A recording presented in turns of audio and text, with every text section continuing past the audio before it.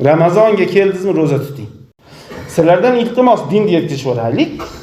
Ayol kishi hayz ko'rsa, nifos ko'rsa, roza tutmasa, haqqi bor, tutmaydi. Shariat hukmi bo'yicha tutmaydi. Lekin bola chaqasini oldida chorchib o'tirmasin. Aya, men roza tutdim, nima tutmadingiz deb bola chaqa savol bermasin. Bekitib yesin. Uyga kirmay tur deb qulplab olib yesin. Musulmonlar Ramazonni hurmat qilsin. Musulmon degan, Allohga ishonaman degan odamning qalbida Allohga nisbatan, payg'ambariga nisbatan va ular chiqargan qarorga nisbatan hurmat bo'lsin. Jon birodarlar, hojakalar, oshqozonida yazvasi bor odam yoki bironta davlenasi baland odam dori ichmasa kasal ochilib ketadigan haligi zo'b kasallar bo'ladi, dorisini chachib turmasa yashay olmaydi. O'shalar roza tutmasligi haqqi bor. Ammo o'sha chachayotgan dorisini ham madaq bekitib chassin. Hech kim ko'rinmaydigan joyda chassin. Dorisini ham bekitib ichsin, endi sigaretni nima qiladi? Aytmasak bo'lmaydi. Men sizlarga Alloh taoloning hukmini o'tkazdim, sizlarga omonat. Ko'cha-ko'yda birodariz, do'stiz, ukaysiz, qo'shniz, qarindoshiz, yoriz, og'ayniz va tanimaganiz sigaret chekib ketsa, birodar, bugun Ramazon deb o'tib keting. U sizga qarab, "Ey, men oshqozonimda kasalim bor" deb qarasa, siz o'tib ketgan ikkinchisi kelib turib, "Oshqozoningda kasaling bo'lsa, sigareting dorilab qo'ymaydi-yu" deb ikkinchisi o'tib ketsin. Ikkinchisiga qarab, "Sen o'zingni o'ylasang, uchinchisi kelib qolmaydi. Musulmonlarni o'ylasang, sen ko'proq odamlar Rossiyada yashaganda mayli edi, kofir ekansan der edik. Sen musulmonlar diyorida yashayapsan deb uchinchisi o'tib ketsin. To'rtinchisi beting yo'q ekan deb o'tib ketsin. Agar shunda demasdan o'tib ketgan kuningiz o'zingizga o'zingiz Allohning hukmini hurmat qilmadim deb hisoblang. Davlatimizda bitta qoida bor, bilasizmi? Yomon ishga sherik deb ba'zi bir odamlar qamoqladi. Nimaga?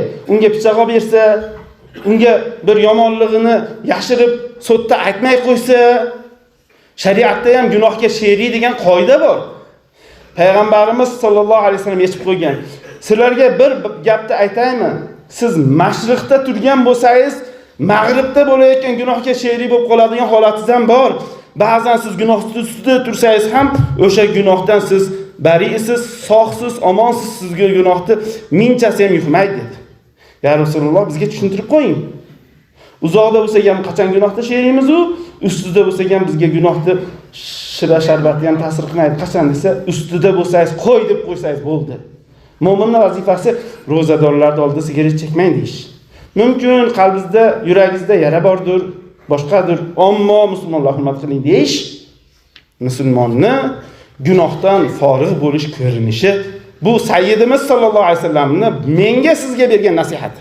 Endi mag'ribdan mashriqda bo'lsa ham gunohga sherik bo'layotgan orzu qilib qo'yishda ba'zi bir bo'ydaqlar falon joyda artist kelibdi, falonchi bilan qiz bilan falonchi bola quchoqlashib tansaga tushibdi desa, xafa bo'lishlarga va o'rnida men bo'lib qolsandim degan orzusi o'tadi-yu. O'shanda gunohga yo'q joyda bo'lsa ham sherik bo'lib qolasiz. Shuning uchun telefonda yomonliklar tarqatmanglar deb shuni aytamiz-da. Haligi yosh go'dak qalbini boshqara olmaysiz ekan, haligini ko'rib olib, shahvati bor, hirsi bor, bolaligi bor. Hali narsaga qarab, "Ha, men bo'lsamadim" deb qo'ysa gunohga sherik ekan-da. Roza kelsa, roza tuting. Eng kasal bo'lsangiz, safarda bo'lsangiz keyin berarsiz. Ammo yaxshiring. Yuridullohu bikumul yusr. Alloh taolo yengillikni xohlaydi-da. Va la yuridu bikumul usra. Alloh taolo qiynashni xohlamaydi. Va litukminul iddata. Savobdan mahrum bo'lib qolmasdan sonni to'ldirib qo'yishingiz uchun. 30 kun Ramazondagi savob degan narsa bor-u, kasalsiz nima qilasiz? Yozda kelib qolsa qishda tutib berasiz. Og'riyotgan paytingizda bo'lsa, sog' bo'lganingizda tutib berasiz. Yozda ham ko'tarilmaydigan kasalliklar bor-da. Va litukabbirulloh ala ma hadakum va la'allakum tashkurun. Sizlarga bir so'zda aytayin. Payg'ambarimiz sollallohu alayhi vasallamdan bu hadis sharifni ming takror eshitgansiz. Afsuski, nimadir uni tuymaganmanmi, tasavvur qilmaganmanmi deysiz, hozir eshiting. Payg'ambarimiz sollallohu alayhi vasallam rag'ima anfu rajulin zukirtu indahu va lam yusalli alayya. Burni yerga ishqalansin, xorib ketmaydimi? Men Muhammad deyilsam sollallohu alayhi vasallam demagan banda bo'lsa, burni xor bo'lib yerga ishqalanib ketsin dedi. Oxiratda burni yerga ishqalanishlik kim bilasin? Do'zaxga uloqtirilgan odam burni yerga ishqatadi. Do'zaxga bo'lib ketsin degan qorg'ish bu. Keyingisi ro'yma an rajulin indahu abawahu aw ahaduhuma falam ya'mal fi haqqihima amalan yadkhulu bi sababihi al-jannah. Bir odam borki, ota-onasi ikkoyam tiri yoki birisi bor, o'sha bor bo'lib turib shunaqa xizmat qilib ulgib olmadiki, mana lotereyasi yutib o'tirib jannatga kirib olmaydimi? Otasi, onasi borlar, eshitib qoling. Yashasangiz yashab qolasiz. Masalan, 7 ta 5 ta o'g'il bo'lsa, unisi bo'lmasa, bunisi qiladi. Inson qolib ketmaydi. Ammo siz qilmayapsizmi? Burningiz yerga ishqalanib, xor olib, do'zaxga uloqtirilib ketmaysizmi? Qorg'ishda qoldingiz. Otangiz bo'lsa, otasi yo'qlardan so'rang.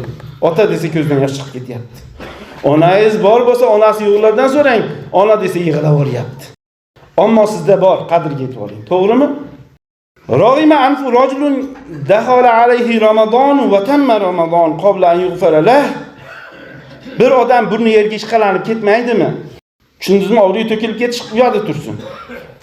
Bankrot bo'lib, qarzga kirib ketish u yoqda bo'lsin.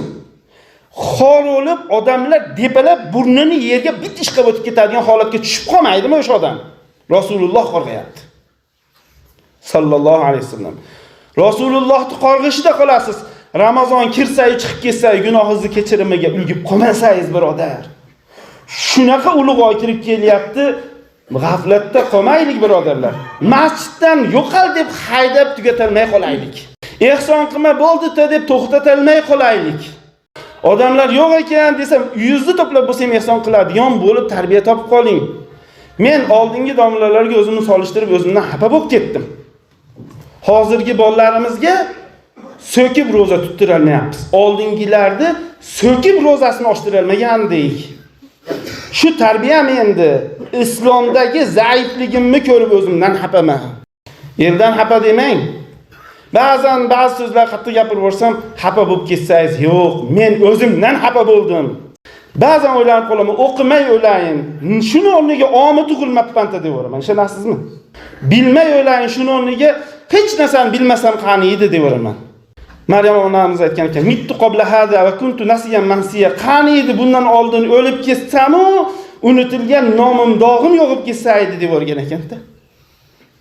Shunaqa ichdan dard chiqib ketadi. Birodarlar, Ramazon kelyaptimi, foydalanib qoling. Qo'lingizdan Qur'oningiz, tasbihingiz, tilingizdan zikringiz, tilovatingiz tushmay qolsin. Cho'ntagingizda pulingiz, cho'ntagingiz teshilib qoldimi deb o'ylang. Birodarlar, burningiz yerga ishqalanib ketsin. Meni qorg'ishim emas. G'iybat qilaring. Men roziman. Rasulim sallallohu alayhi vasallam gapini gapiryatib, el meni ustimdan gap yurgizsa, mazg'ava to'ksa so'yinaman men. Burningiz yerga ishqalanib ketmaydimi degan qorg'ishda qoldingiz. Ramazon kirsa-yu yaxshilik qilib ulgurmasangiz, boy puli bilan, qori tilovati bilan, ammo odam zikri ehsoni bilan-da qorg'ishda qolmang deyman. Payg'ambarimiz sollallohu alayhi vasallam aytganlar: "Man fariha bi dukhuli Ramazona harramallohu jasadahu ala niron." Kimda kim Ramazon kirar ekan deb quvonib qo'ysa, jasad do'zaxga harom bo'lib qoladi dedi. Iloho chiqib ketmasinki, illo bizning gunohlarimiz kechirib chiqsin. Shunaqa ulug' oy kelyapti. To'xtating hamma. Rostdan ham Rasulullohning tavsiyasini aytalmaganman chamas. Ulgib qoling. Rasulullohning nasihatini men aytmaganman chamasi. Harakat qilib qoling. O yozda roza kelganda sinadim-da. Hashayga chiqdim deb roza tutmaganlarni eshitdik. Och qolib ketmaysanmi shuni o'rniga? Keyin qolib ketmaysanmi shuni o'rniga? Ramazon kelsa-yu, ish ko'pligidan rozani keyin tutib beradigan joyi yo'q. Og'rig'idan bor. Safarda bo'lsa bor, ish ko'pligidan yo'q. Uni bahonasi o'tmaydi. Sizga bir narsani tushuntirib qo'yayin, yaxshi eshiting. Bir odam roza tutib, Xudoning hukmiga boshi egib, hashayga chiqib, yaramay qolib, tili tang'ayiga yopishib qolib, o'lay deb qolib rozasini ochib yuborsa, yo'li bor. Kelgan bir kun 60 kun roza tutib beradi, hali bir kun qazosiga bir kun tutib beradi, qutuladi. Chunki ertamanda Xudoga labbay deganda, ertalab Allohga labbay demagan odamning yo'li yo'q, qutulolmaydi. Unga 60 kun roza tutib bersin desangiz o'tmaydi, 120 kun roza tutsa o'tmaydi, 500 kun roza tutsa o'tmaydi, bo'ldi, uning yo'li yo'q. Ha, bo'ldi, bunga roza ham tutilmay qoling. Biriga bir tutib beraymi desanda qiyshayib, "Ha, sen biriga bir tutib qor" deb o'tib keting. Ramazon kirsa-yu ishim ko'p deb og'rib bas bahona qilib.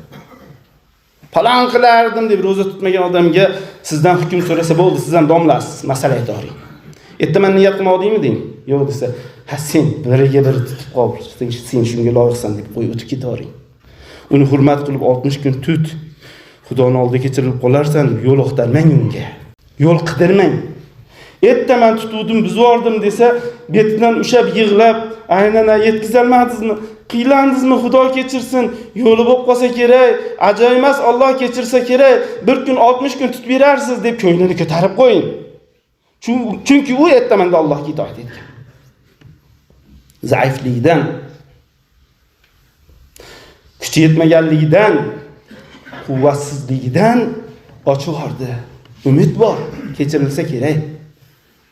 Bir kun qazosini tutadi, kechirimiga 60 kun roza tutadi. Payg'ambarimiz sollallohu alayhi vasallam aytganlar: "Man hadara majlisa ilmin fi Ramazon." Kimda kim ilm darsligiga Ramazonda qatnashib qo'ysa, kataballohu ta'ala lahu bi kulli qadamin ibadata sana. Har tashagan qadamiga 1 yil ibodat qildi deb yozaveradi. O'shalarga aytib qo'ying. Ramazonda qatnashgan bo'lsa, kelayotgan, ketayotgan har bitta qadamiga 1 yil ibodat qildi deb nomai amaliga yozilaveradi.